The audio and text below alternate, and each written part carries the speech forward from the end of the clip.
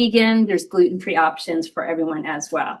Today and tomorrow are somewhat traditional conference style with panels, and Sunday is the hackathon. More will follow after the conference, right? This really is an opportunity to begin conversations and build community. So more information will follow. These sessions will be recorded and posted on the GW Animal Law Program's YouTube channel. We'll try to remember to send an email out to everyone to let them know when that's ready. There are some printed agendas available at the registration desk. And for our online attendees, obviously the website has the agenda as well. We'll be taking questions from the in-person audience as well as the online audience. So for our online participants, you can go ahead and put questions in the Q&A, not in the chat, please, in the Q&A so we can find them more easily. And our moderators will help us manage those. After the conference, we're going to be publishing a symposium issue from papers from this conference in the Global Journal of Animal Law. And we'll let you know about that. And we have major thanks to the people who are contributing to that effort. And I have some mundane logistics, as you need for all of these things, right? So we have bathrooms just outside this door. We have two gender-specific bathrooms and one gender-neutral bathroom.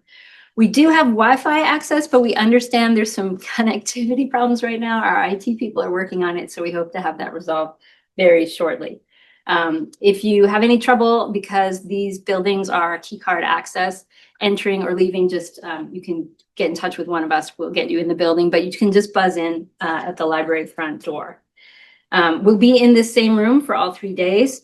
Please keep your name tags with you if you want to just bring them back, or you can leave them on the table and we'll bring them back for you the next day. And then before you leave, just leave them because we do reuse them. So that's some of our mundane stuff. And I did want to give a very special thanks to the attorneys at Neil Gerber Eisenberg in Chicago for their support. They provided pro bono support for this conference, including drafting our hackathon agreement, which was very important. Neil Gerber Eisenberg is a single office, multi-practice firm with global impact located in the heart of downtown Chicago. Pro bono work is a cornerstone of NGE's mission, with over 100 attorneys completing more than 3,000 hours of pro bono services in 2025 alone. The firm has counseled clients in matters regarding immigration, asylum, incarceration rights, and organizations including the Chicago Volunteer Legal Services, Lawyers for the Creative Arts, and Equip for Equality. NGE and Greg Grove are proud to partner with Three Pearls Charities and support their mission for this conference. So thank you, NGE. And thank you, Jamie, for hooking us up with NGE, because we couldn't pay for those services and we needed them. So thank you. It's really, really appreciated. Okay, so why are we doing this conference? Why do we think it's needed? Well, we already know that animals suffer immensely, and we don't want the evolution and development of artificial intelligence to reify, to magnify, and to continue that suffering, right? So we don't want the new applications to ignore animals and their suffering. We don't want them to include that suffering in their default positions. We want AI to be used as a tool to help animals. And we want to consider the costs of the use of AI, right? On the infrastructure costs on animals on the planet, and to reduce those harms. We also want AI to be appropriately regulated in order to protect people, animals, and the planet. This is not the current state of affairs, right? That is why we need this conference. So I'm going to give you just 3 quick examples from the news this week to give you a sense both of how important this is and how quickly these issues continue to surface and evolve. So in San Francisco, a Waymo car killed a cat because the Waymo car couldn't see the cat. So that's a problem with the development of the platform, right, that Waymo is using. If you're not taking seriously animals and thinking about the fact that they're going to run into the streets sometimes, that's a problem. And it's a problem we can fix relatively easily. The city supervisor in San Francisco is calling for new regulations regulating robo-taxis as a result of this incident and the neighborhood sort of outcry over the death of this beloved animal. So that's one example. Another example is that AI just recently changed its algorithm and said it pledged it would no longer be giving legal advice. Okay, so it should never have been giving legal advice, and that's a problem. People have tested it since this pledge was activated and is still giving legal advice, right? So we have some significant problems even in understanding what legal advice is and how to maintain and develop algorithms that don't do that. We also know that video realism is an evolution in artificial intelligence that's hopefully going to be really beneficial in that we're going to be able to, for instance, use video realism in the entertainment industry and not use real animals anymore, right? Because they're going to be indistinguishable from reality.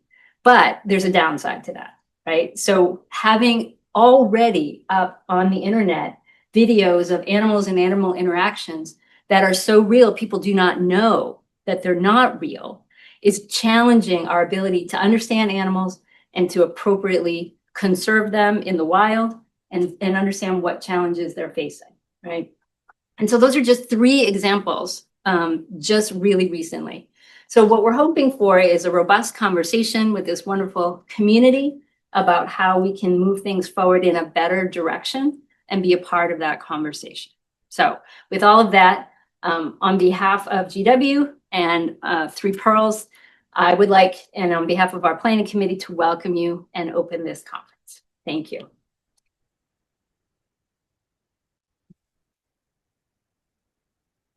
Okay, so if our first panel would like to come up.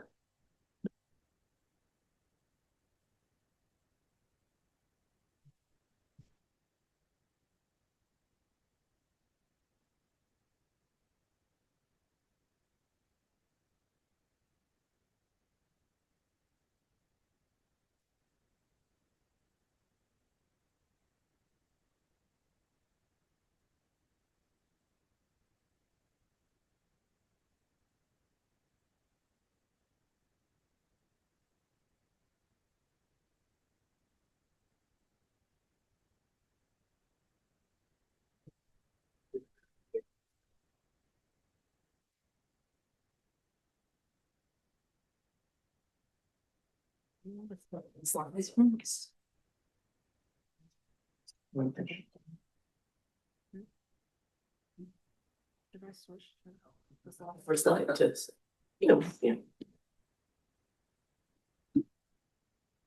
We want to make sure we're in the. They're all together, right? Yeah. And then we just hit the forward button. Yes. Morning, everyone. Can you all hear me? Gotta turn the button right there. Now, can you all hear me? Okay.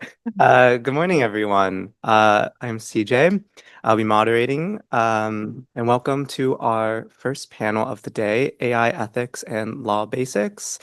This panel will address historical contemporary states of animal law and AI, understandings of animal minds, ethics and captivities, and the capabilities of AI and its effects on animals. The main purpose of this conversation is to lay out the foundations and principles associated with animals and AI as a precursor to enjoying the rest of the conference's other panels. Today, we're joined by 3 wonderful panelists. Immediately next to me is Sankalpa Ghose. He works at the intersection of bioethics and bioengineering. He is the first author of the case for animal-friendly AI and is currently pursuing a PhD with Peter Singer at the National University of Singapore Center for Biomedical Ethics. He was co-organizer of the AI for Animals Conference 2025, is consultant advisor for the Humane League's AI for Animal Policy Alliance, and helps lead OpenTelemed.org, an art company, and Like a Dog. And then next to him is Jeff Sebo. He's an associate professor of environmental studies, affiliated professor of bioethics, medical ethics, philosophy, and law, director of the Center for Environmental and Animal Protection, director of the Center for Mind, Ethics, and Policy, and co-director of the Wild Animal Welfare Program at New York University. His research focuses on animal minds, ethics, and policy, AI minds, ethics, and policy, and global health, climate ethics, and policy. And finally, we have Joan Schaffner. Joan is faculty co-director of the GW Animal Legal Education Initiative. Joan's scholarship focuses on animal protection laws, and recent scholarship is focused on free-roaming cats and the development of an international convention for animal protection. Joan is also the editor-in-chief of the American Intellectual Property Law Association Quarterly Journal. So structurally, each panelist will have around 20 minutes, and then the rest will be followed by Q&A, both by you all and our Zoom joiners. And the session will also be recorded and posted on the GW Animal Law YouTube. And without further ado, I will hand it off. Great, thank you, Steve.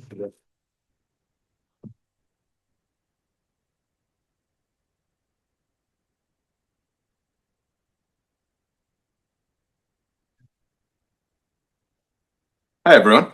The pleasure to be here. I'm Sankalpa, and really outstanding to be on this panel with my esteemed colleagues and friends, Jeff and Joan, and especially to be at this conference on what I think are the two most advanced topics maybe in the world: animal law, maybe especially animal law, and artificial intelligence. And so my goal here is to not give you a rehash of the news or even sort of the spirited passions of the time, but to present a perspective, my perspective as a philosopher and an engineer, on the long project of artificial intelligence and what it means in this moment where some of that is starting to become practical reality and what that might set up for all of your awarenesses. So hopefully we can have a sort of grounded conversation. I can give you some frameworks. We can jump right in. Okay, so definition. AI, artificial intelligence, is intelligence made computable. All right, so let's expand that. AI, artificial intelligence, is society's use of computer science to model and automate the mechanisms that make intelligence possible through engineered systems that can learn, reason, and adapt. Definition, and if we kind of hone it in, we can sort of say, AI aims to model and automate the mechanisms that make intelligence possible through engineered systems.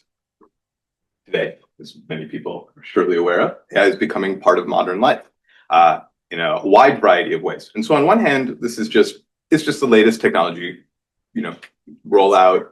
It's being integrated into your variety of professional and personal products. And on the other hand there are some really outstanding achievements that have been long-standing. And so I'm not going to go through every single one of these, but I'm sure many people are familiar with the various chatbots that are there. I might propose thinking about it as a research engine, right? We're all familiar with search engines and how that kind of came out. In some ways, I think of these as sort of, all right, we have the internet, we've taken all that information, and we have a way to converse with it in a cogent expert dialogue.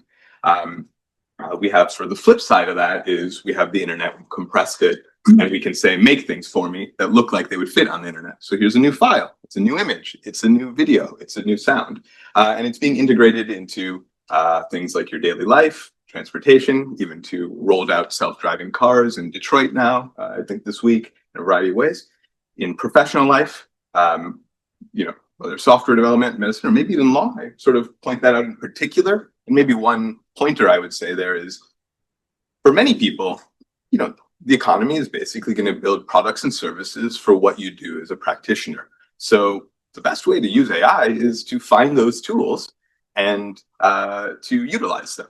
That's kind of A. And then B is, if you have a sense of, this is an area of my practice, how do I just do that better? So really my formula in many ways for artificial intelligence is just do X better.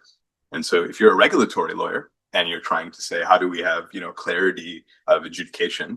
How do you do that better? And so these ways of modeling and automating intelligence should plug into that. And then lastly, in sort of complex sciences, scientific discovery, et cetera, we're really having incredible achievements. Nobel Prize winning research like AlphaFold in improving how well we predict protein folding from 15% of known proteins to above 90%.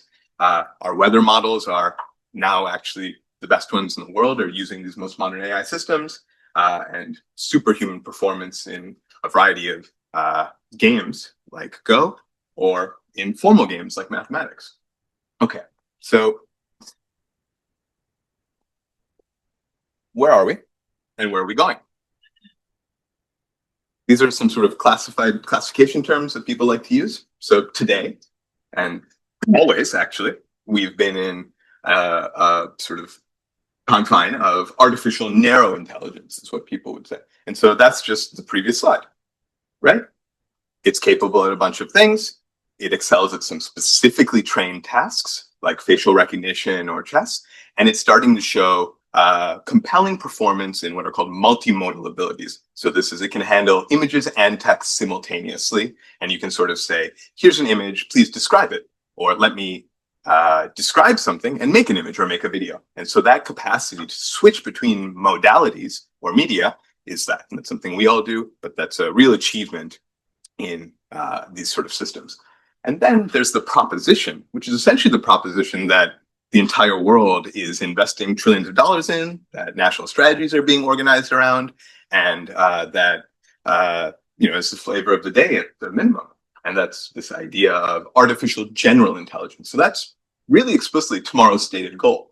And this is basically saying across cognitive tasks that we all do, it's biological intelligence, it matches or exceeds it. And those are things like learning, planning, reasoning, communication, navigation, embodied capabilities like snapping. We should have robots that can snap better.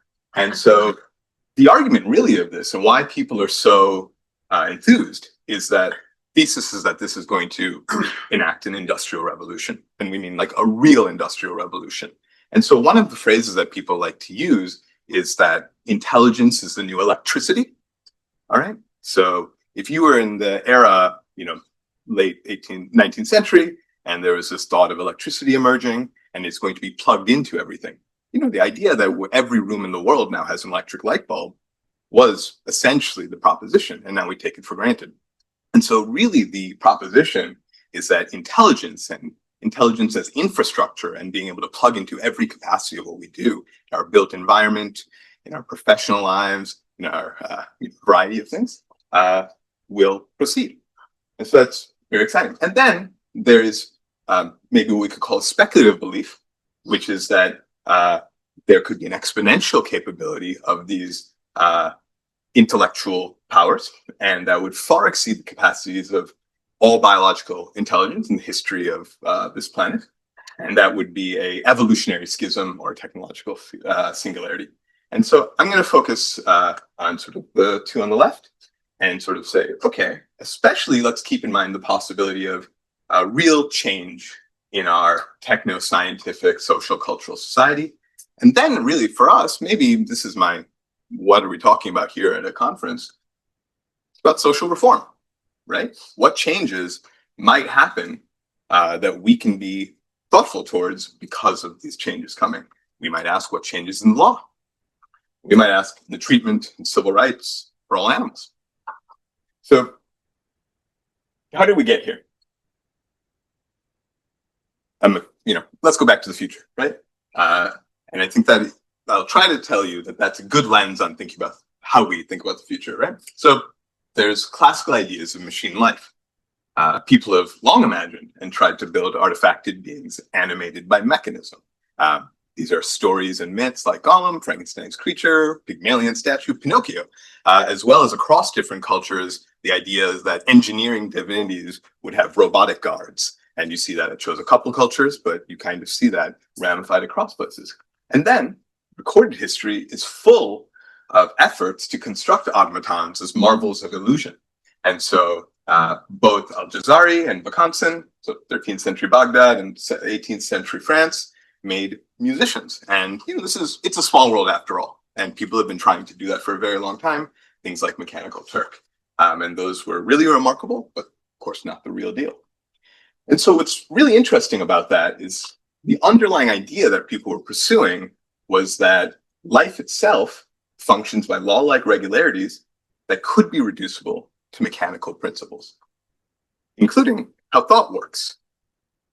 Okay? And this is kind of going to plug us into what does it mean to compute thought and intelligence. So there's a long tradition of this too. Classical logic, Socrates is a person, all persons are mortal, therefore Socrates is mortal, okay? This is a sequence that we can arrive at of cause and effect. And similarly, that might allow us to develop reliable procedures of arriving at knowledge. In another tradition, we might say if there's smoke in the distance, is there in fact fire? Or is it an illusion of kicked up dust? And so again, this is trying to determine, can we sort of see the causal structure and the mechanism in the world? And can we codify it into procedures for action that can interact? All right. So I won't go into too much on this, but we had a particular moment in relatively modern history where the idea of the universe's mechanism became central. And there's lots of interesting things here, but maybe I just point out two things. Leibniz invented binary. In fact, invented binary inspired by the I Ching and this idea of sort of, let's say, yin and yang, or this and that, or 0 and 1, and encoding information patterns in that. And in that moment, he also basically proposed the idea of computer science, okay, to this day, and proposed a universal calculus of thought whereby all disputes, including legal disputes, he was running around the courts of Europe saying, fund me to make a legal machine computer that will solve all the problems so that no one else has to be in this room, okay? And Hobbes, interestingly, said there are natural persons and there are artificial persons. Natural persons are people like you or me, and artificial persons are those who represent us, our sovereign, our representative, our banker, our trustee. So these conversations kind of happened in a shared moment. And so what this mechanistic worldview proposes is that if all matter obeys mechanical laws, then life and thought must too. And this is the foundation for the sciences of logic and computation. Okay, so we're going to move a little faster. We won't kind of dive into all the depth, but that project became the defining project of sort of saying, how do we have laws of thought that we can represent for symbolic manipulation that will let us say, if this, then that, and therefore execute that to arrive at there. And so Boole, true, false, sort of had a variety of philosophers and mathematicians who sort of said, these are the things and ideas and concepts that we could mechanically calculate. And at every step, even going back to the philosophers I shared before, they tried to make machines. Blaise Pascal tried to make a Pascaline. Leibniz tried to make a stepped reckoner. Boole tried to make a variety of machines, and so on and so forth. And really, the important point is everything I just shared with you comes up to this, where in 1936, Turing made a theoretical model of computation, which describes a machine that manipulates symbols across according to a table of rules and demonstrates it can execute any algorithm. Okay, and very quickly, 2 years later, Claude Shannon showed that logic, which is theoretically possible of any function that you can represent in logic, can be physically implemented in electric circuits, and just with switches on off. And so on or off, true or false, Boole, 1 or 0.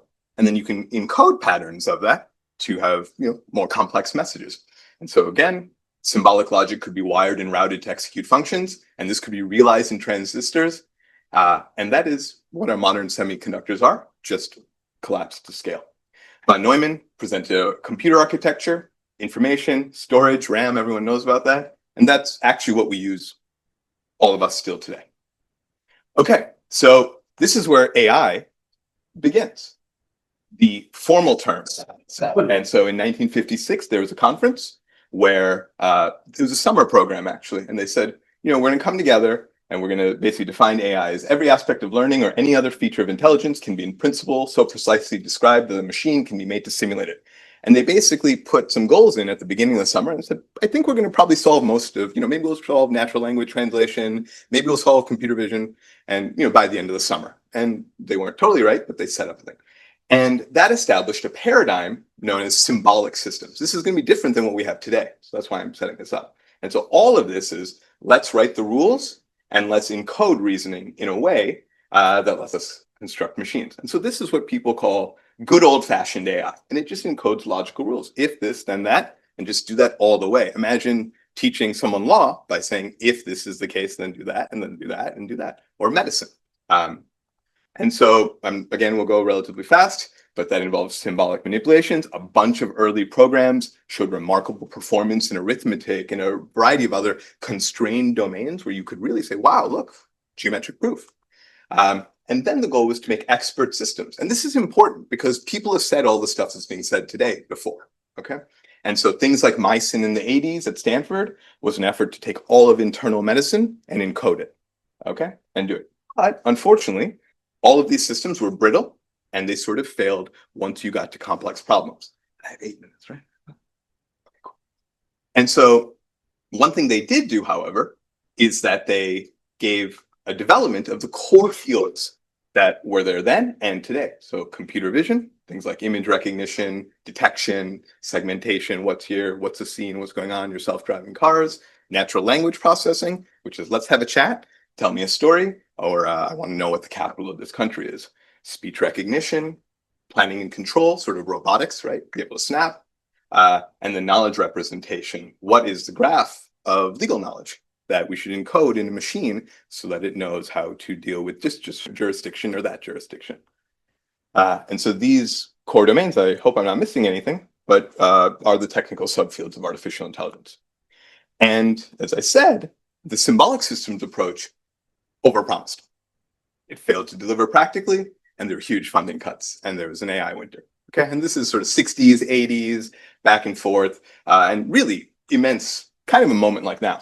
And so what ended up happening is that paradigm in symbolic systems and the other paradigm, which said, let's not encode all the rules, let's instead make knowledge networks where we move from, again, if this, then that, to sort of a distributed network where the knowledge is distributed over it, and those networks themselves learn, which we'll get to in a second.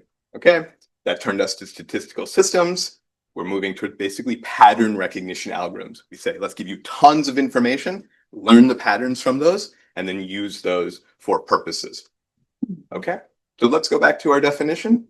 Artificial intelligence aims to model and automate, and now we're in our basically current paradigm. Okay, statistics, pattern recognition, LLMs. How do we model intelligence? We learn from data. And you have basically techniques for recognizing information patterns. Okay, and so this is maybe this and the slide that extends this are the most important slides in this whole presentation. This is all it is. Everything you've heard of, these advanced techniques, all of this stuff.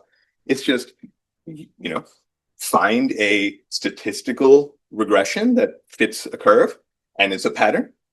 Do that for lots of information and compress it. Everyone maybe knows MP3s or JPEGs, right? So you had a big file and then you compress it to a smaller file that keeps the most salient information. But if you put on really good headphones, you might lose some of it, right? But sort of compress it. And what do we want to compress? The whole internet. And then make it so that information pattern that's been compressed can predict productively. Okay, there's a bunch of techniques for this. And these are ways in which they're trained. We can discuss this later, but they're all, again, ways of doing this. Then, if we have a modeled intelligence system, let's automate it. What does automate mean? I would say it means interfacing socially. And it would mean taking inputs from users and institutions. You can type, an electric grid can provide info, and providing outputs back to them, and creating a cycle for that. Okay?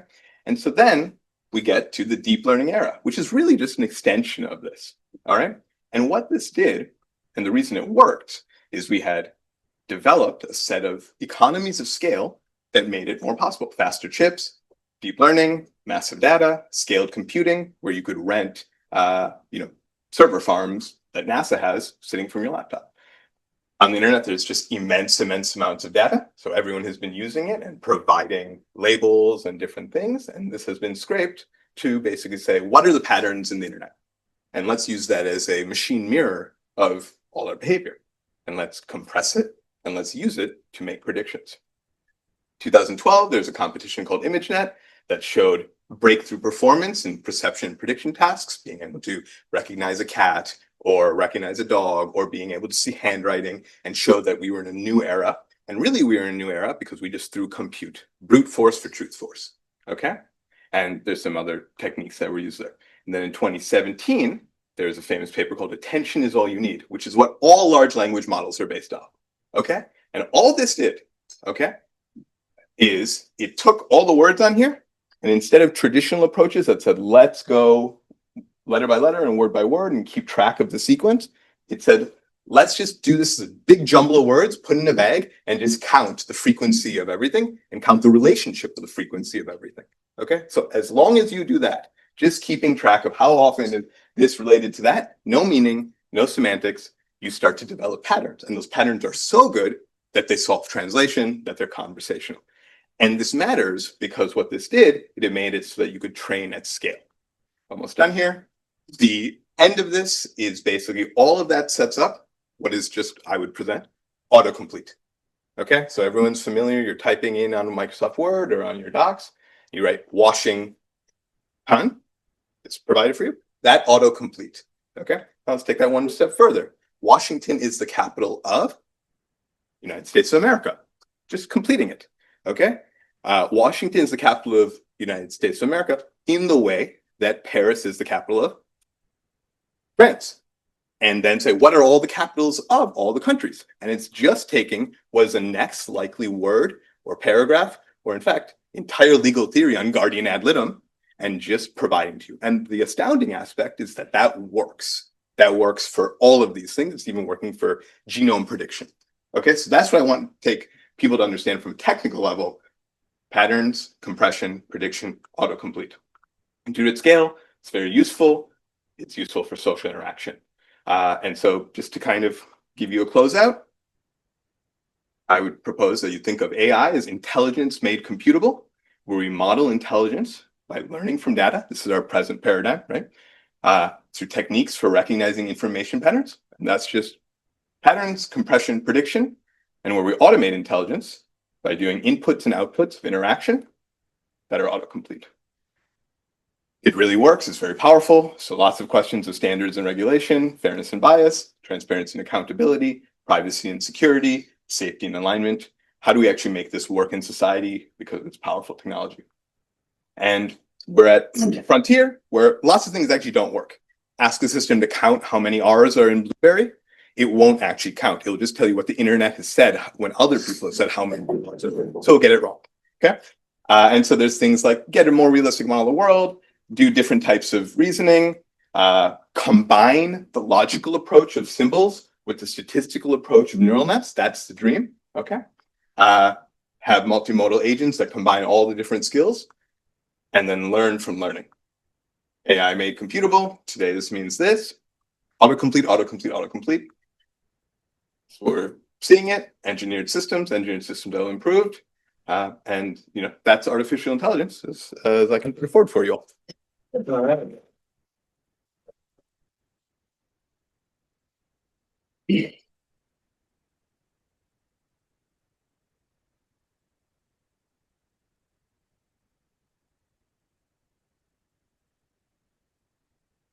No slides for me. Yeah, I have your name.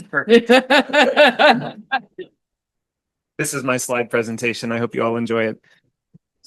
First of all, thank you very much to the organizers for bringing us all together for this conversation. I think this is a hugely important issue, and I really appreciate you creating space for us having this discussion over the next few days, and really happy to be on this panel with my distinguished co-panelists as well. So my role on this panel is to give you an introduction to animal ethics, and I thought what might be useful is discussing a couple of recent developments in animal ethics that I think will be especially important for this conversation about AI for animals.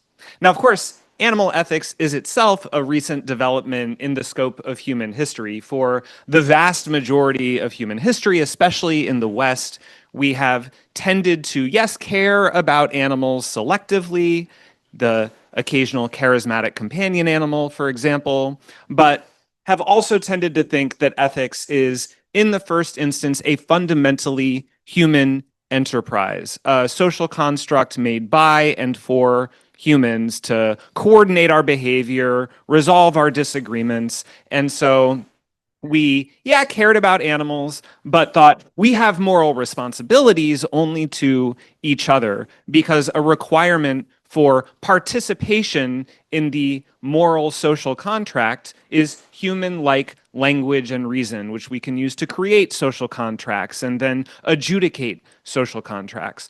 And it was a fairly recent development, a post-Bentham, post-Darwin development, and it really accelerated in the second half of the 20th century for people to really start to appreciate that no, animal ethics really does belong as a core subfield in ethics because non-human animals really do belong as core stakeholders for ethics. And this was for both ethical reasons and scientific reasons. Ethically, we increasingly appreciated, I think rightly, that human-like language and reason and participation in social contracts is in fact not a requirement for at least minimal moral considerability. It might be a requirement for moral responsibilities and specific types of moral rights, like the right to run for public office or provide informed consent in medical or other contexts, but it is not a requirement for intrinsic value, basic moral status, right to have your interests considered in decisions that affect you. Sentience, the capacity to consciously experience positive and negative states like pleasure and pain and happiness and suffering, that is enough for basic moral considerability. Because when you are sentient, when you can suffer, then my actions can harm you. They can cause you to suffer. And when my actions can harm you, when they can cause you to suffer, I at least owe you consideration. I at least have a responsibility to consider your interests when making decisions that affect you and to reduce and repair the harm that my actions are causing you where possible. And then scientifically, we appreciated that at the very least, many non-human animals are sentient. They do have the capacity to consciously experience positive and negative states like pleasure and pain and happiness and suffering. Okay. At the very least, mammals and birds, perhaps many other animals too. And already, even this set of developments in ethics and science is transformative because even if we restrict our focus to reducing and repairing the harms caused to captive and domesticated mammals and birds under our care, that is a lot of animals who are very vulnerable in farms and labs and zoos and aquariums, even in our own homes. And of course, improving our treatment of even these captive and domesticated mammals and birds is a work in progress. Yeah, we have more concern for animal welfare than we have ever had. We have more vegans and vegetarians than we have ever had. But we also have higher levels of factory farming and industrial animal agriculture globally than we have ever had, for example. So there are good trends and bad trends. This is still a work in progress. But as we undergo this work, as we do work to improve our impacts on captive and domesticated mammals and birds, we also have an opportunity to ask, is this project of moral circle expansion still underway? Should we extend moral concern beyond even this new, much more expansive category? And I want to suggest the answer is yes. And I want to focus on two specific ways that we are going to need to further expand the moral circle that will be relevant for AI for animals. One is that we might need to go beyond mammals and birds. Okay. So the idea of focusing on mammals and birds, that itself also comes from an ethical and scientific set of stances. Ethically, the idea is now, well, sentience is the basis for moral standing, moral considerability. The, again, ability to consciously experience positive and negative states like pleasure and pain and happiness and suffering. And then scientifically, the idea is mammals and birds, they are sentient, or at least very likely to be sentient based on the best evidence available to us because their behaviors are so similar to ours, because their brains and bodies are built in such similar or analogous ways to ours, and because their evolutionary history is, in the grand scheme of things, so close to ours. But there have been a lot of debates about whether these stances are the best ones to hold. On the ethics side, many people have been advocating for, yes, sentience as sufficient for moral standing, but perhaps not necessary. perhaps agency without sentience, or certain types of relationality without sentience suffice for at least, again, a minimal kind of intrinsic moral considerability. If you can set and pursue your own goals in a self-directed manner, if you can act on cognitive states like beliefs and desires and intentions and pursue a kind of life plan and participate in projects and relationships and communities, then maybe you do deserve a certain kind of recognition and respect and compassion, whether or not you can suffer specifically. And then in science, we are starting to appreciate that even if sentience is required for moral standing, many animals might be sentient that go well beyond mammals and birds. Now, obviously, the science of sentience and consciousness is still in early stages of development. We still lack a secure theory of sentience and consciousness. But the more we look for evidence across taxa, the more we find at least some evidence. We find behaviors, anatomies, evolutionary histories that are at least suggestive of their own versions of flickers of pleasure, pain, happiness, suffering. Across taxa in vertebrates and in invertebrates, we find animals who nurse their own wounds, who respond to analgesics and antidepressants in the same ways as us, who make thoughtful behavioral trade-offs between the avoidance of noxious stimuli and the pursuit of other valuable goals, like food and water or a nice new shell.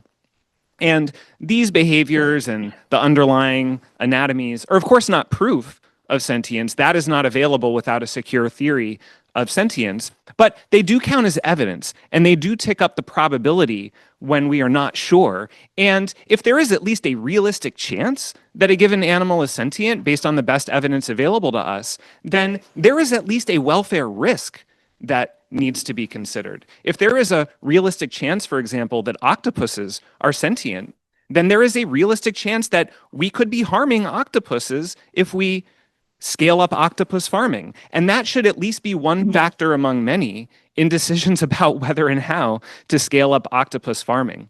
And so in that respect, we are now arriving at a new widespread agreement in ethics and science that, many animals, including all vertebrates and many invertebrates, mammals, birds, reptiles, amphibians, fishes, cephalopod mollusks like octopuses, decapod crustaceans like lobsters, insects like ants and bees, deserve at least some consideration in decisions that affect them, not necessarily because they are sentient, not even because they are probably sentient, but because there is at least a realistic possibility that they are sentient based on the current evidence. That means there is a welfare risk, and that deserves consideration. So we should extend at least some consideration to all of these animals when making decisions that affect them in the spirit of caution and humility as we seek to learn more.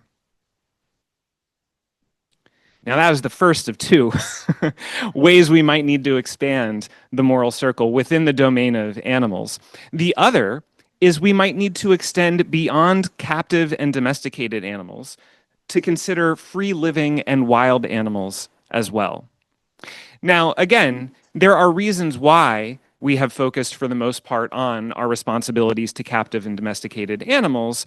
Ethically, many people think we have special responsibilities to animals who are under our care, animals we brought into existence, or animals who are captive in our farms or labs or zoos or aquariums or our homes. They have a special kind of vulnerability and dependence. They have a special kind of relationship with us. So when an animal is captive and domesticated, when we have controlled or influenced their existence, their evolutionary history, then we do have a special responsibility to make sure that they can have a decent life or even flourish as the kind of being that they are.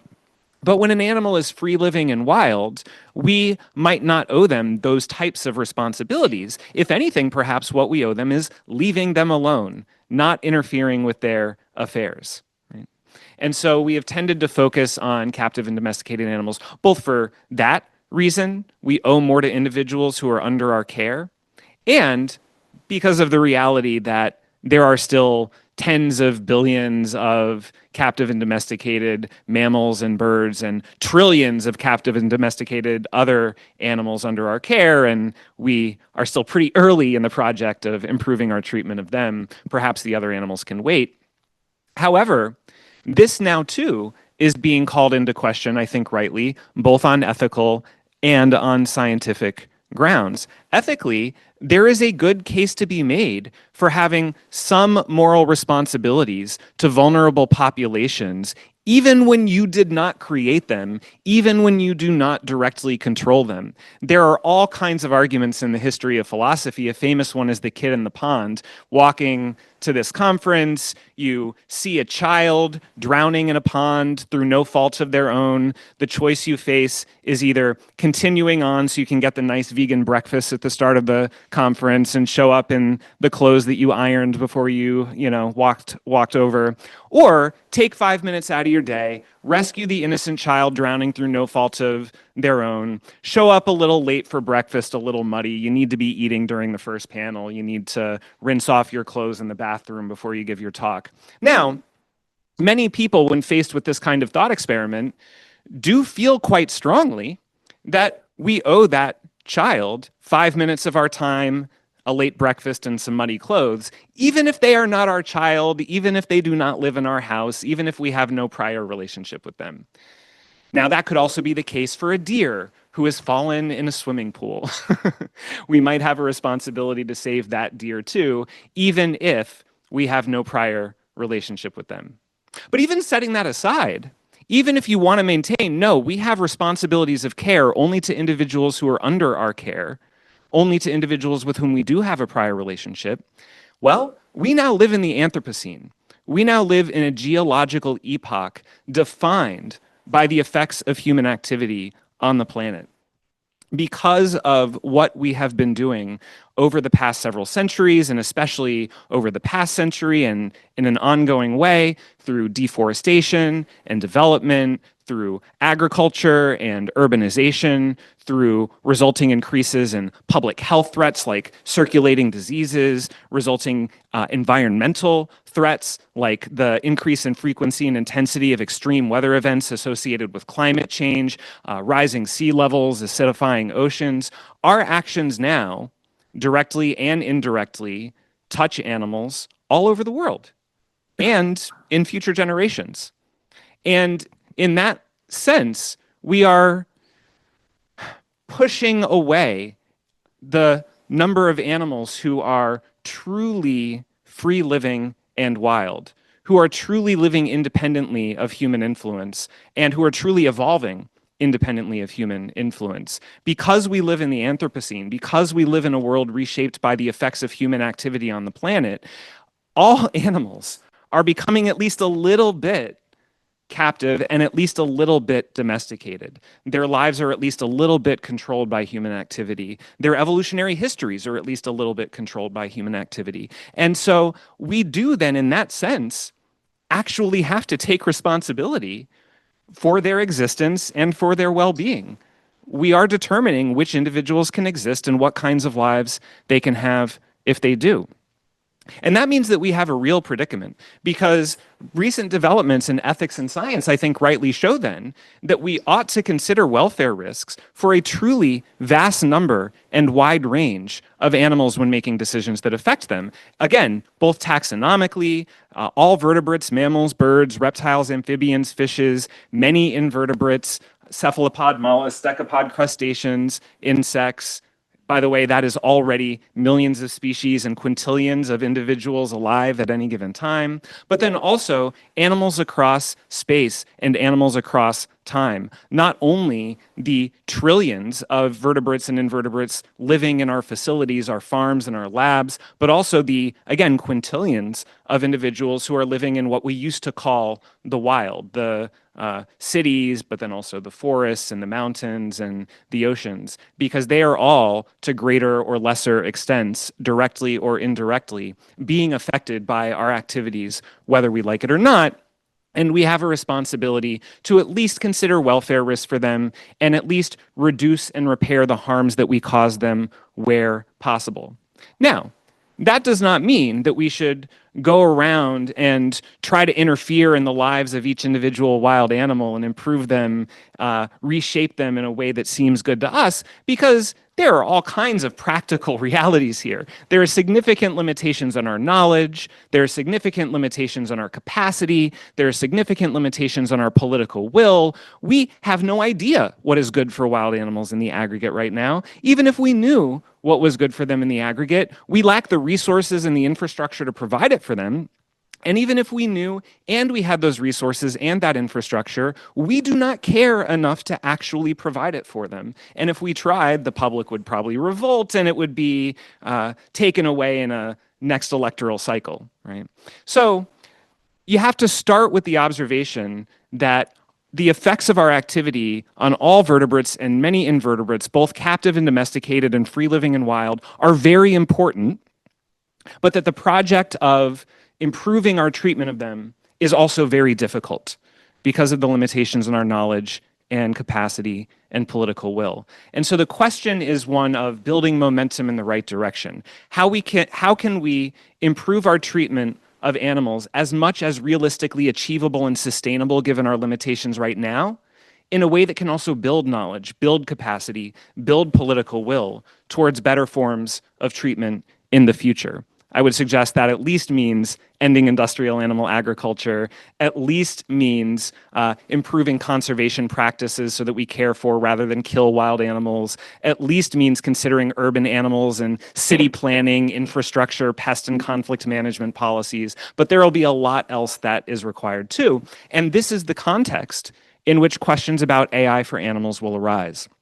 We will have conversations about precision livestock farming and whether this is good or bad for farmed animals, about animal surveillance and communication technologies and whether this is good or bad for wild animals, about automated vehicles and whether this is good or bad for urban animals, even large language models and the words and the videos that they generate, and whether this promotes helpful or harmful attitudes about non-human animals. And as we have those discussions, I would suggest, and I can close on this thought, that we really push ourselves to, yes, consider the cows and the pigs, the chickens and the fishes, they matter a lot, but then also really go beyond these more relatively familiar categories and think about the ants and the bees, the animals in the forest, the animals in the mountains, the animals in the plains, the animals in the oceans, because they are going to matter too,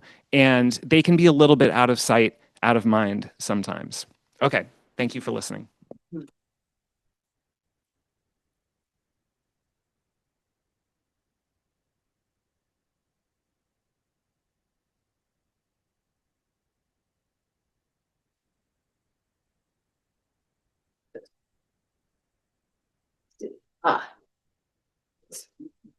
Well, welcome everyone to GW. I am really excited to be here on this first panel, and I have to admit, Sankalpa and Jeff are hard to follow here. They were fabulous presentations. And as you know, our job here on this panel is to give everyone sort of a basic grounding in sort of the three themes that we have going in this conference over the weekend.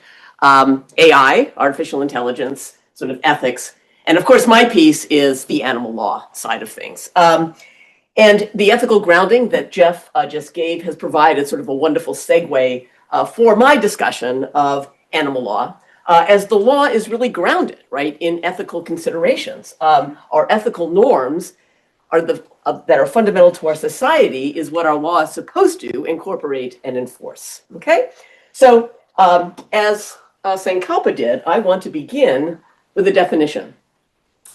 I first want to define who is an animal. Who is an animal? If you can read the Cambridge Dictionary definition here, you'll see that the Cambridge definition contemplates everyone who is depicted on this slide. We are there, humans, all of these animals, right? All of these animals are depicted. As Jeff mentioned, these are all individuals who are sentient or likely sentient, can feel pain, and have a variety of other capabilities. Of course, like I said, we humans are animals, although the dictionary does state at the end that in ordinary use, animal means all living beings except humans. right? So what we see is, even though in our ordinary use, humans are not animals, we are in fact animals. We are part of nature. We're part of the environment. And I'd like us to consider that we should consider ourselves as us and everyone else as beings as part of our shared community. So this is the definition of animal from a generic standpoint. Now let's turn to how law defines animal. The legal definition of animal often and never includes humans, just like the normal definition. Moreover, each law that you're going to engage with will often define animal in a different way, depending on the specific purpose of the law. I want to just provide, I'm going to be using the Animal Welfare Act, the US Animal Welfare Act, as an example through much of my presentation. And I wanted to provide sort of one notable example of the definition of animal from the Animal Welfare Act, or AWA. This is the primary federal law that's designed to protect the welfare of domestic and captive animals in the United States. You'll see here the AWA definition of animal. There's only one individual left from my prior slide that is defined as an animal under the AWA, and that is the dog, the canine here, right, who lives with us in our homes. Note the limits on the definition of animal. First of all, the animal must be warm-blooded. And next, the animal must be used or intended for use for research, teaching, testing, experimentation, or exhibition purposes, or as a pest. That is the first provision in the slide. That's the primary definition of animal. The definition then goes on to exempt a large majority of those very animals we just defined, including birds, rats, and mice bred for use in research, who comprise over 95% of all animals that are used in research, as well as all farm animals, including, quote, livestock. Well, who are livestock? Livestock are cows, sheep, goats, and pigs raised on a farm or ranch for profit, and, quote, poultry. And who are poultry? Well, poultry are chickens, ducks, and turkeys, again, that are raised for their meat, eggs, or feathers. So I want to note that virtually most things that we consider animals are not defined as an animal under the AWA. And I also want you to note the terms that we use under the law. Livestock, poultry. These do not truly see the animals themselves, right? Instead, we use terms that define these animals based on our use of the animals, which in turn then has a very significant effect, right, on the protection that we provide for the animal's welfare. So speaking of seeing animals, we cannot protect those that we do not see. And often we do not see most animals that inhabit our world. Animals are ubiquitous. They are literally everywhere, right? They reside in our homes. And as Jeff was pointing out, in research labs, on so-called farms, which are really just industrial agricultural facilities. They live amongst us in our communities, our streets, our parks, our zoos, as well as in wilderness areas, right? In streams, rivers, and oceans.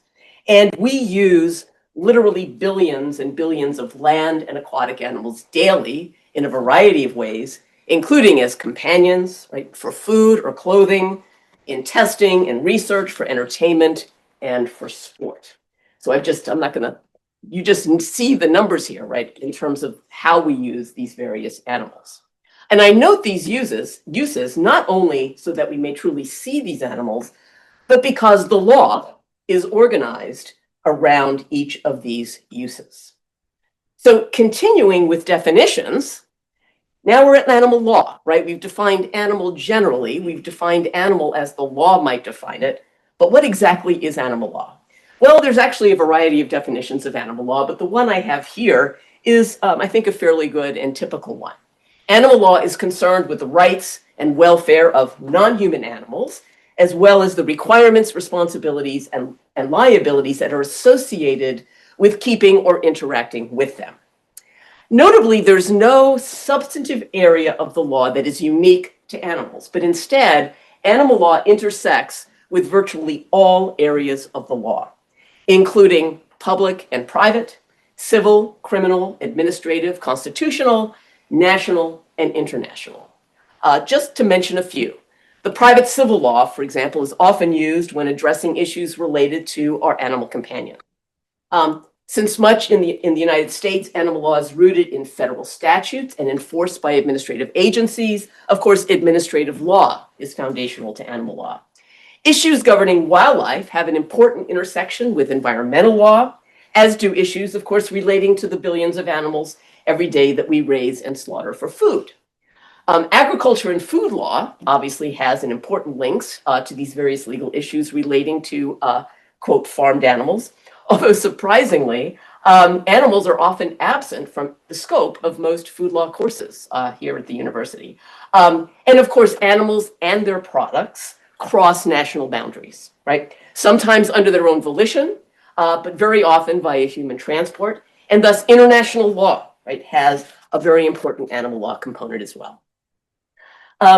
So, as Jeff mentioned, in his animal ethics discussion, there's different ways that we might think about treating animals. And within animal advocacy, there is a distinction between those that focus on animal welfare and those that focus on animal rights. As a foundational matter, they are quite distinct views of humans' relationships with all other beings. And this is going to be very simplistic, but very simplistically, right, a welfarist view accepts, right, that we humans may use animals and that the law is designed to regulate that use to minimally protect the health or welfare of the animal to the extent possible. A rights view, on the other hand, challenges the notion that all other beings and animals exist for our use, and instead recognizes that all other beings have intrinsic worth and interests in their own lives, and that the law should protect, right, those interests independent of where or with whom the animal lives. A rights view basically argues that humans should not use other beings for human benefit or profit.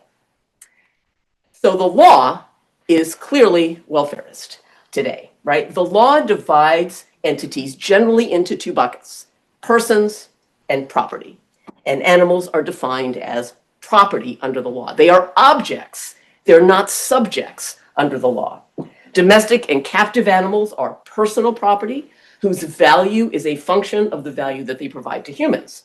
Animals in the wild are viewed as plentiful resources, basically held in trust by the government. As such, much of the law actually affecting animals has nothing to do with protecting the animal. Instead, often our laws governing animals involve eradicating so-called invasive species, managing free-roaming animals, and or controlling so-called pests and other domestic animals within our borders. However, over the years, we have established laws designed to protect animals, regulating our use of them by setting minimal standards for their care.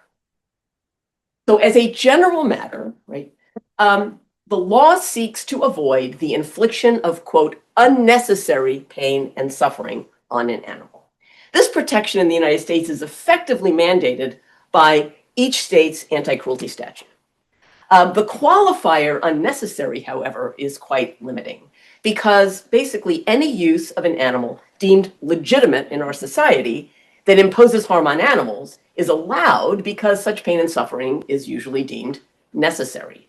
Moreover, the statutes often list a variety of express exemptions. These often will include routine husbandry practices, research, lawful hunting, trapping, and rodeos, and or sometimes even just all livestock. So that's the first piece, right? That's sort of the most basic sort of anti-cruelty notion of what we should avoid inflicting pain on animals. In addition, right, the Federal Animal Welfare Act, along with a variety of state statutes, establish minimum standards for the handling and treatment of animals in a variety of contexts. For example, although animals that are used in research generally get no protection under the state anti-cruelty law because they're exempt, the AWA provides standards for how these animals will be housed, cared for, and treated by the research facility. It's important, however, to note that often complying with those standards, right, would often violate the state's anti-cruelty statute if that was done to our animal companions. So as a result of all of this, right, the legal protection of any individual animal is solely a function of their relationship to humans. And my favorite example is taking a rabbit, right? A rabbit Is a rabbit? Not really, not under the law, right? Rabbits appear in a variety, we use rabbits in a variety of ways. You may have a rabbit as a companion in your home. Rabbits are used in research and testing.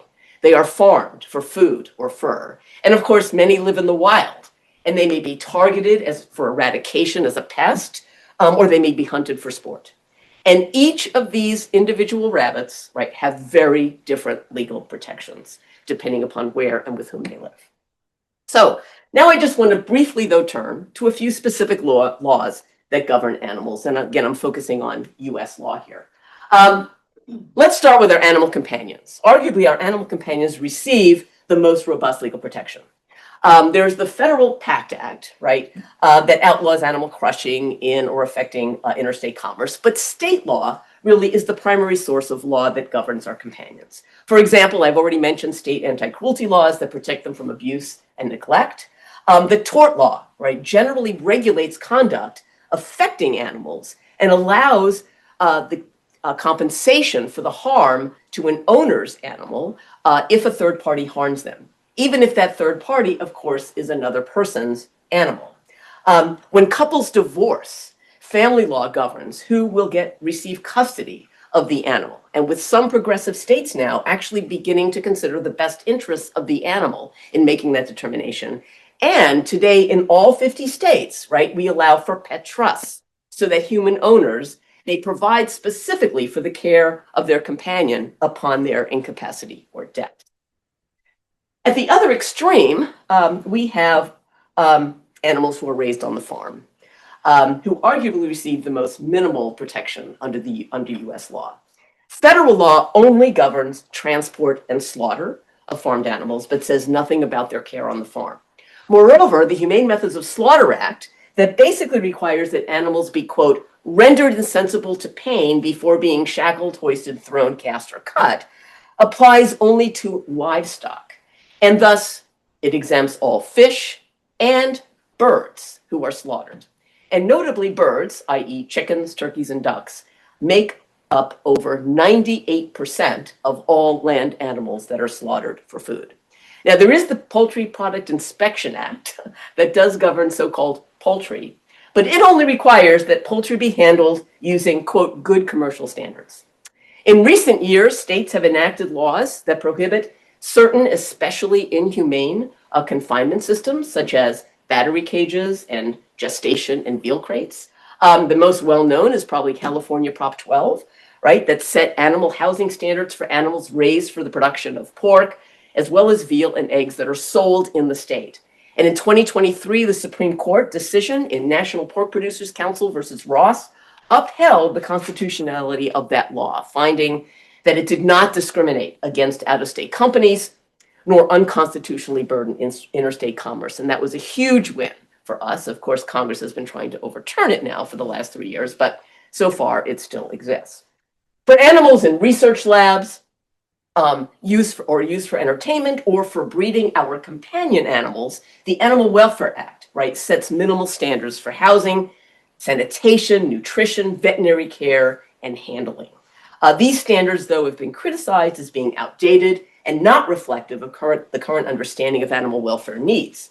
Moreover, they are truly minimal. They are designed to meet only basic survival needs, enough food and water for the animal to stay alive and space to stand up and to lie down, rather than really promoting a better quality of life. And of course, as I noted, 98% of all animals that are used in research labs are excluded from those standards.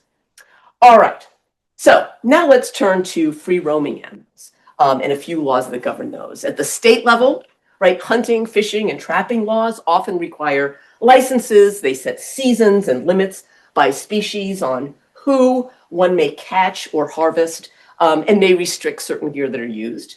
At the federal level, there are a variety of laws that are, number one, designed to manage animals, like the Animal Damage Control Act, which is a 1931 law that authorizes the Secretary of Agriculture to manage and control animal populations that threaten agriculture, livestock, and public health. In addition, there are a variety of laws that are designed to protect animal species, like the Endangered Species Act, the Marine Mammal Protection Act, and the Migratory Bird Treaty Act. These are just some examples, right? The Lacey Act, some people have heard of, that combats illegal trafficking of fish, wildlife, and plants. The Wild Free Roaming Horse and Burros Act is designed to protect and manage wild horses and burros on our public lands to maintain a thriving natural ecological balance. And the Big Cat Public Safety Act, which we're going to be hearing about very shortly, prohibits the private possession of big cats such as lions, tigers, and leopards and bans public contact with them. However, enforcement of our laws is absolutely critical to the effectiveness of these laws. You see from this slide, right, that there are a variety of entities at both the state and federal level that are involved with enforcement. The USDA is the primary agency responsible for enforcement of laws relating to animals, with its Animal Plant Health Inspection Service, or APHIS, enforcing the Animal Welfare Act, and its Wildlife Services that enforces the Animal Damage and Control Act. For example, the Fish and Wildlife Service and the National Marine Fisheries Service are responsible for enforcing the Endangered Species Act. The Bureau of Land Management, for example, is responsible for the Free Roaming Wild Horses and Burros Act. And the Big Cat Public Safety Act is primarily enforced by the Fish and Wildlife Service, although the USDA has authority to issue permits to qualified organizations that are exempt, right, from the private ownership ban. Again, just giving you an example of these things, right? At the state level, right, there are a variety of agencies involved in enforcement, including state departments of agriculture, state departments of fish and wildlife, local animal care and control agencies, humane law enforcement, or police, okay? The level of enforcement, right, of animal law differs depending upon whether the law is designed to control the animals or to protect them. So as a general matter, officials often have significant incentives and resources to enforce animal control laws designed to protect public health and from disease and manage so-called human-wildlife conflicts, often for the protection of industry. Perhaps most notorious is the USDA Wildlife Services. In fiscal year 2023, that program reported killing over 1.4 million animals, including approximately 375,000 native wild animals, often to protect private livestock owners. On the other hand, laws designed to protect animals often are woefully inadequate, the protection, yeah. There are two avenues for enforcement, public and private. Public enforcement is solely within the discretion of the government, and often the agency lacks both an incentive and resources to enforce the law. Again, using, where am I? I'm sorry. Oh, wait a minute. Okay. Try to get through this more quickly. That's why I've got my script here because I have to like race through here. But anyway, using the Animal Welfare Act really quickly as an example.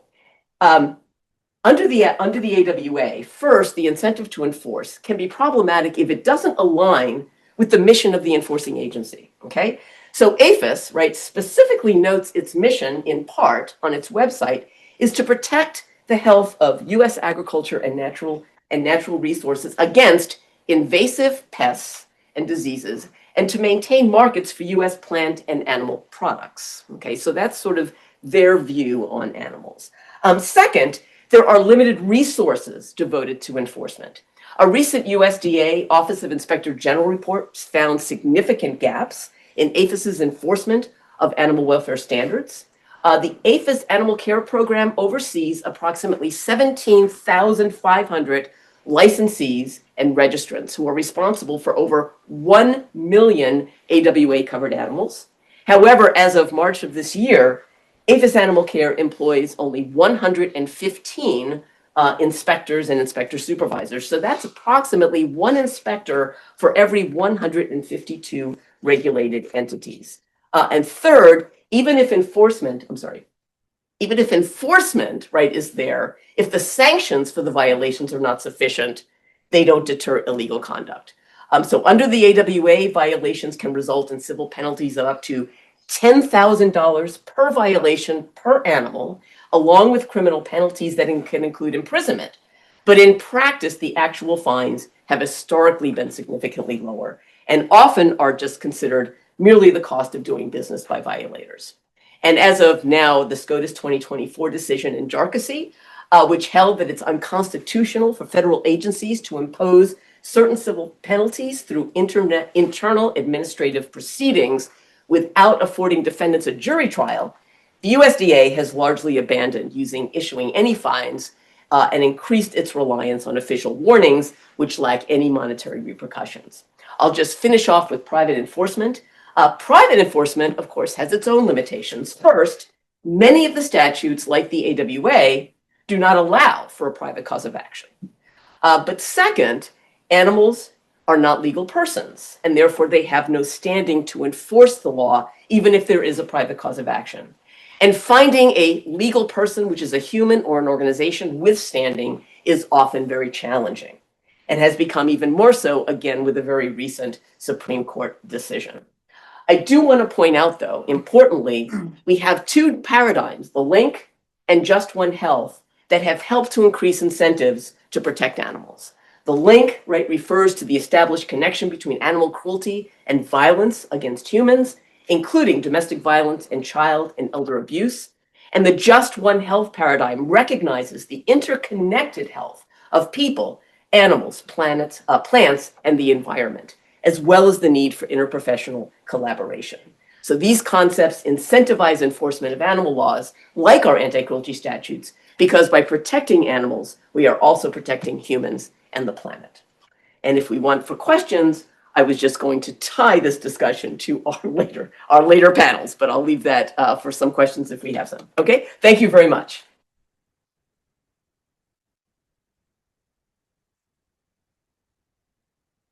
Back to the same. Okay. Thank you to all our panelists. So now until 10:40, until 10:45, we'll have a Q&A.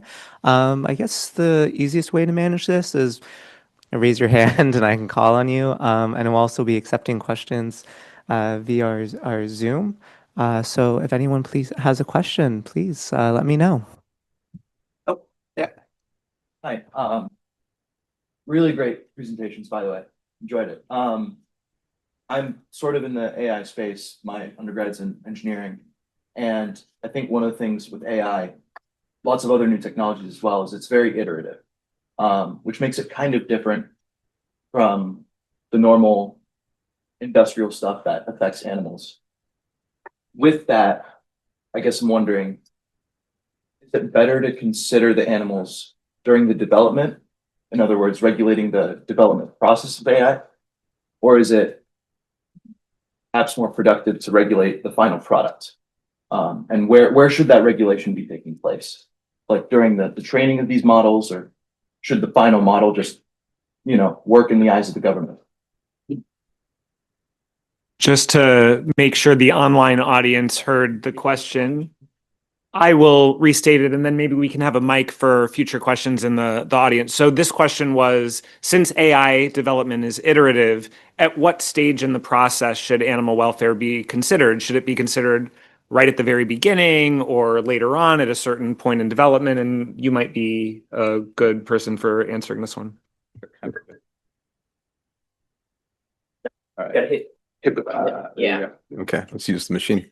All right. Well, let's get the projector working. So yeah, thanks for that question. Don't have the answer, but I can give you a thought on it, which is, I do think it's in terms of performance, right? So that's an ethical thing. What are the consequences and how well do we perform? That's an engineering question. How well do we perform? And so obviously different people in society have different roles. And, I think Joan sort of said, wow, look, we have these laws that ostensibly are supposed to monitor, and then they're not enforced and the performance is not there. So I think from an engineering perspective, you can sort of say, what are your performance goals?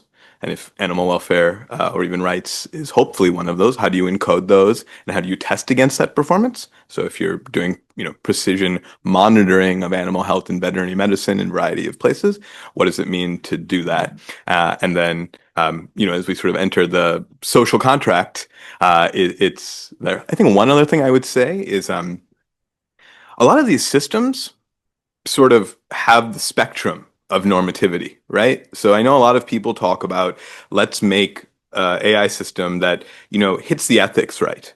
Okay. But if you actually decide to go say, as you know, right, you can say, hey, act like you're this poet or act like you're that, right? You can ask an AI system to take on a persona. Um, well, you can ask it to take on different normative cultural values, and you can say, hey, from least value and respect for animals to maximal ones, behave that way and now talk to me. So I think one thing to think about there is at a sort of information level, it's all there. The whole spectrum is there. And a challenge is going to be sort of where do we come down and what do we optimize when we perform best on. So yeah, do it all. I will just briefly add in terms of timing, I think that in the same kind of way that AI is iterative, ethics and policy is iterative as well. It can often be that technology moves much faster than societal responses and legal and political responses to that technology. And so I think as we foresee an acceleration in AI development and deployment, whether or not it accelerates, the mere fact that it might means that we ought to be thinking about the ethics and policy questions right now at the foundational formative moment, because otherwise there can be a path dependence. The technology can develop in a certain direction, and then by the time we appreciate the gravity and start scrambling to think about the ethics and policy, certain approaches are institutionally, infrastructurally, culturally baked in, and it becomes harder to change, harder to dismantle. So I think even if we only have a broad glimpse of how to consider animal welfare or rights at this stage, we should at least consider it in that broad way and let the technology and the response develop together.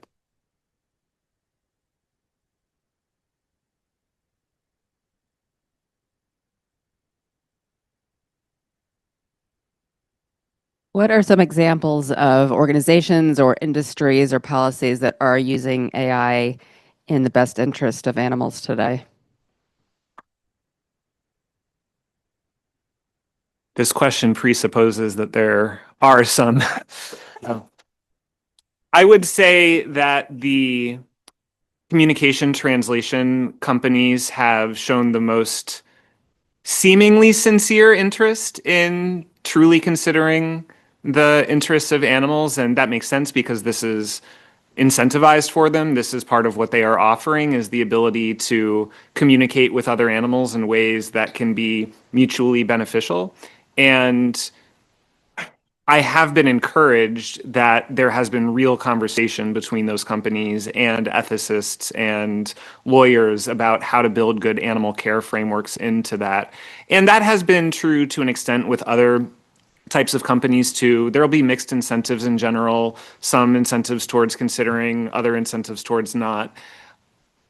The question will be whether the incentives for considering animals remain once the technology scales up and these other economic incentives start to compete with them more. And so I think there are some good early signals, especially from communication translation, to some extent from others, but that might be a value that can be captured for only so long, and a strategy of communication, coordination, collaboration that can be useful for only so long. And then there might need to be ordinary politics after that. That's Well, that's what we're here for, right? That's where our panels are. Right? Let's build it.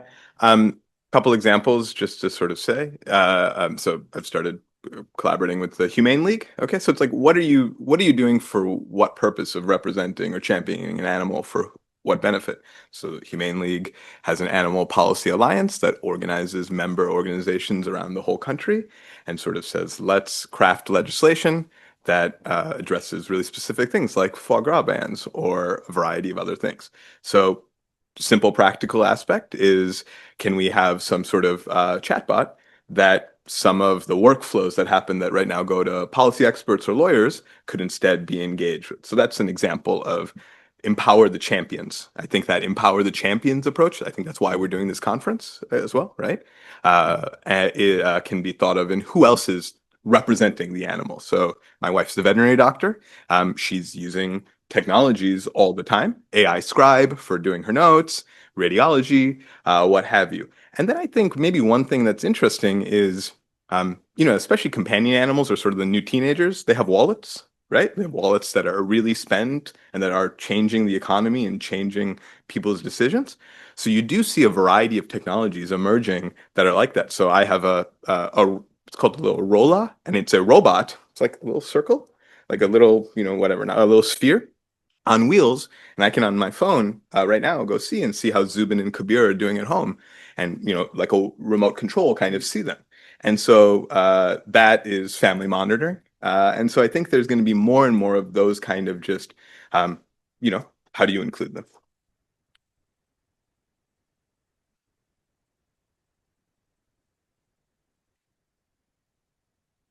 Hi, this one's for Jeff. Let me preface by saying I've not read your newest book, The Moral Circle. So I am highly sympathetic to the idea of moral circle expansion and maybe even beyond the domain of animals, possibly to plants, bacteria, maybe AI models themselves. And so, from morality's perspective, right, it might be that we ought to confer moral considerability to these entities. But from a practical ethics perspective, there are two questions that come out of that. One is maybe the moral circle expansion to these other domains might be too overly burdensome, or two, it might take away from the really important, on the ground advocacy and legal work being done in the domain of animals. So, wanted to get your perspective there. Yeah, absolutely. My role here was to talk about AI for animals, and so I limited my remarks about moral circle expansion to the domain of animals. But yes, in the book, I talk about plants and fungi and microscopic organisms and chatbots and robots, and then there are some real problems once we have to start considering all of those entities, at least to an extent, which I think probably we ought to do. Now, as you note, and as I noted in my remarks, there are going to be significant practical obstacles towards proper consideration for such a vast number and wide range of beings. And I classified them in terms of epistemic, practical, and motivational limits on our knowledge about what they need, limits on our ability to provide that for them, our resources and infrastructure, and limitations on our political will, our willingness to step up and do what we ought to do. Now, you might think that because we have all these limitations, because there is so much cluelessness and demandingness, and we still struggle to even meet the basic needs for 8 billion members of one species we happen to like, to say nothing of the mammals and birds and other animals, that we should wait to consider the reptiles, amphibians, fishes, cephalopod mollusks, decapod crustaceans, insects, plants, fungi, microscopic organisms, robots, chatbots. I think that would be a mistake. And you can vividly see why when you think about all of the calls to have animals in general wait, because we are still working on human rights. When people say, why are you working on animal issues when we still have so much progress to make for human rights? The natural answer is, well, because we have never done social justice one vulnerable group at a time. We try to do the best we can to extend all due concern to all actually or potentially vulnerable groups. And if we consider everyone who matters or might matter when making decisions that affect them, we might be able to find co-beneficial solutions that are good for everyone in a way that is relatively costless. When co-beneficial solutions are unavailable, we can at least consider competing needs and make thoughtful trade-offs and engage in harm reduction, even if we might not be able to engage in harm elimination. And I think that type of consideration that supports extending concern towards animals now, it also supports extending at least some thought to these other entities now. We might not be able to give them everything they need anytime soon, but by thinking about them, we can at least capture co-benefits where they exist, we can at least engage in harm reduction otherwise, and we can accelerate progress towards the point where we could eventually consider them at least a little bit more, especially given the realities of path dependence and technological development. So this is a question from our Zoom, and this is for Joan, I believe. So there's no one unified definition of human within the law. So are you arguing for animal as a legal subject that has minimalist floor, on which you would have base protections, or a more maximalist and unified vision? human rights. There's no definition of human, as it were, I can see, Yeah, there's no one unified definition of the Sure. human. Yeah. within the law. So are you arguing for animal as a legal subject? Or a more maximalist and unified vision? What I guess, what am I arguing for? And it's not just me, arguing, I think, I think the notion, or I should turn this on. I guess my thought is we need, one of the biggest issues we've seen is this concept of human exceptionalism, right? Where we humans view ourselves as above everyone else and distinct from everyone else. And my point about the definition of animal, that we humans are also animals, allows us to sort of see all sentient beings, or all beings that we want to actually give moral consideration to, even if they're not technically sentient. We can actually start to see them and recognize them and give them legal protection. I'm not proposing any minimalist or maximalist view, I suppose, as to the concern. And like I said, human is never defined anywhere that human per se, I guess, is not particularly defined. I think it's that every time we define the word animal, we exempt humans, right? Place humans above all animals and then treat animals as property. And that's the fundamental problem. I guess to the extent, the animal rights view, we're proposing from a legal standpoint, right? To actually see animals as persons under the law. And by doing that, you don't actually give them any particular specific legal rights, but you do see them as subjects. And then you can define, number one, you give them the capacity to enforce the rights that they do have under the law. And number two, I think you recognize them as part of being sort of more associated with us, and it might incentivize greater laws and protections for their interests. So obviously you're online. I'm not sure if that answers the question, but I guess that's how I would frame it.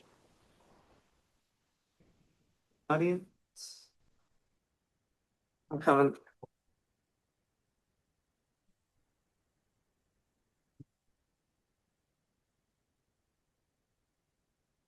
This question may be a little bit across the group. I'm a 2L part-time here, but I'm also a veterinarian, and I work for a company that provides information resources for veterinarians. And so, Joan, I was really excited to hear you mention One Health, because that's actually why I came to and chose GW, is an interest in One Health. But I'm curious to get some perspective on where AI could fit in better bringing together the disciplines across One Health, as far as environmental, animal, human, particularly within the law. That was broad. How can AI be used to facilitate One Health? Interesting question. Well, that's a good, yeah, I don't know that I've focused on the AI intersection there, right? To some degree, I imagine it can be used, at least from an informational standpoint, I would imagine, in terms of pulling more information together from the various perspectives, right? At a very simplistic level, it's also thinking about the link, right? We have different agencies. Speaking about how the fact that the law, right, is enforced by a variety of different agencies. Think about family violence, which is domestic violence, child abuse, elder abuse, and animal abuse. And those are, each of those, right, legal laws are enforced by different agencies within, even just here in DC, right? So part of sort of the One Health concept is that they're all part of the same thing. And the link concept is that actually animal cruelty is very much tied and influenced by, to human violence. I could see an AI model, right, that would connect, right, each of the agencies that enforce the different laws in like a shared database, and then potentially more facilitate either enforcement or the like with respect to, like I said, with respect to enforcing these different laws. I know in DC, for example, we enacted a law that required cross-reporting. So if an animal control officer goes to a home and sees animal cruelty or abuse, and they also see a child is in the home, then they're supposed to cross-report to the child agency, a protection agency, so they at least have them on their radar. But I would imagine AI might be a better effective way of doing that at a sort of smaller scale. I don't know if you have any thoughts. Yeah, go for it. Sure. Mm-hmm. Yeah, great. I think you have to ask yourself what's your conception of One Health that you're advancing, right? What's the picture? Draw the picture, and you kind of are like, is it going to be a recapitulation of human animals at the center? Is it going to be, scala natura of some sort of hierarchy? Who are you serving, and what is knowledge that is deemed sort of accurate, scientific, productive? And so, it's really interesting how there's this two cultural divide in veterinary medicine and human medicine in the first case.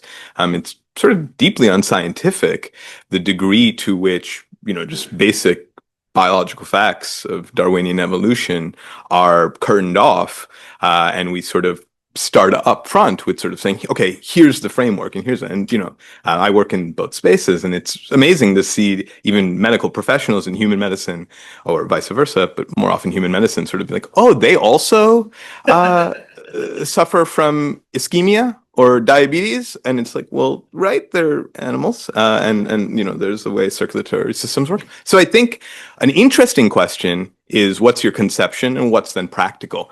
And I think that that's one. I think what Joan said about this might give us ways of constructing these knowledge taxonomies, right? So there's Black's Law Dictionary, right, or whatever, right? There's ways in which we think about taxonomies in general, and now we're going to put them in common, and so they might be able to be traced.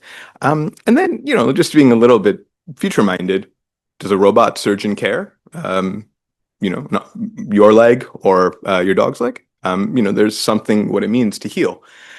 So we're sort of in all of these considerations together, and I might just say, in a really practical sense, it might just, as Joan said, let us put it together and decide how we want to implement it. Thank you very much.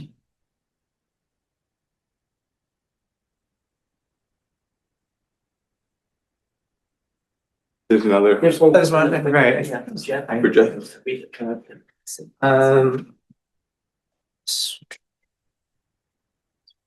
Okay, so our second question is for Jeff. If sentience might not be necessary for moral consideration, what would be the criterion? Does this open the door for extending moral concern to future AIs?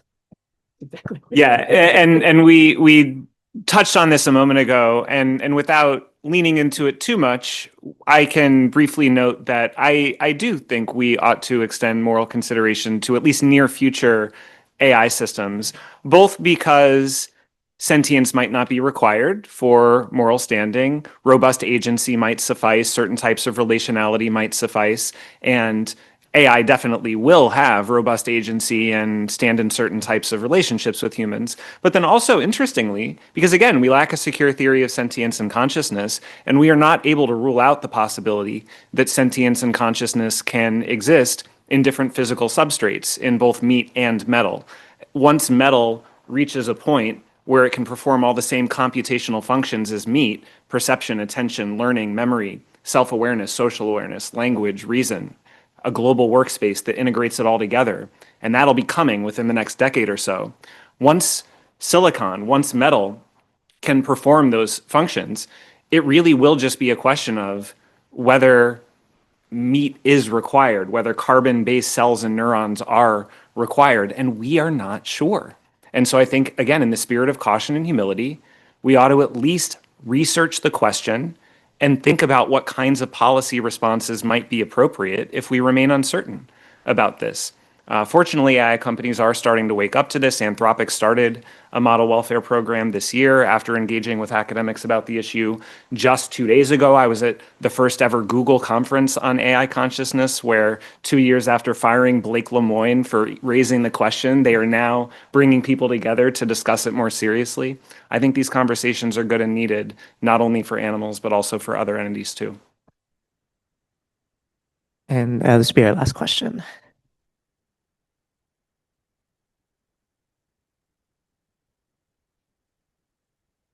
Yeah, this question is for Joan. I just wanted to come back to the One Health question that was just asked. In your slide, you actually said just One Health. Yes, yeah. And I wanted to know if you could elaborate on the difference between One Health, One Welfare, and what just One Health implies. Yeah, just One Health is just One Health is sort of takes One Health, which primarily focused literally on health and not welfare, and also doesn't necessarily take policy and fairness across the board into account, whereas the Just One Health paradigm sort of takes that and brings it up into, particularly from a policy and law standpoint, to understand that we need to, number one, not just consider pure physical, biological health, but the welfare of the beings that we live with, and that our laws and our policies should also incorporate fairly and equitably across the board, right, all the various entities that are subsumed within the One Health paradigm. So it is, I think it's a broader, a more compassionate, and a more comprehensive view of One Health, of the One Health paradigm. Yes.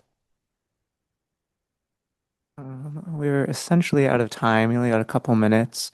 So this concludes this panel. I believe you have a 15-minute break and then followed by the next. Thank you so much to our panelists. We have a round of applause. Yeah.